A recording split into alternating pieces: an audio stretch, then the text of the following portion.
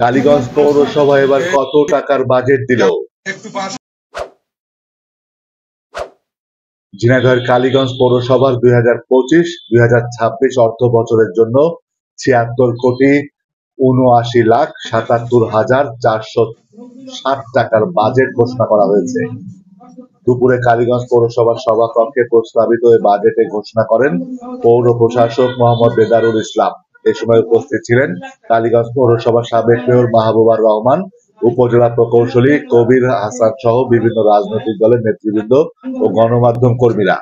2025-2026 অর্থ বছরের প্রস্তাবিত বাজেটে আয়ের মূল খাত ধরা হয়েছে সরকারি অনুদান। এ খাতে সরকার ও দাতা সংস্থার কাছ থেকে 68,01,31,00,000 টাকা পাওয়ার প্রত্যাশা করছে পৌরসভা কর্তৃপক্ষ। এতে উন্নয়ন ব্যয় ধরা হয়েছে 66,24,00,000 টাকা। উদ্বৃত্ত থাকবে 2,25,88,769 টাকা।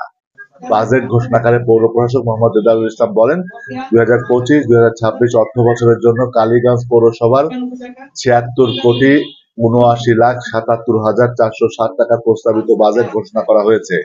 এতে রাস্তাঘাটের উন্নয়ন, ড্রেন ব্যবস্থার উন্নয়ন, সড়কবাতি ব্যবস্থা, বাস স্ট্যান্ড উন্নয়ন, ডাম্পিং স্টেশন নির্মাণ, কোভিড-19 ভাইরাস প্রতিরোধ, মশক নিধন, বৃক্ষরোপণ, কনজারভেন্সি কার্যক্রম গতিশীলকরণ, শিক্ষা, সাংস্কৃতিক ও খেলাধুলার মান উন্নয়ন এবং হাট ইজারা উন্নয়নে বিশেষ গুরুত্ব দেওয়া হয়েছে।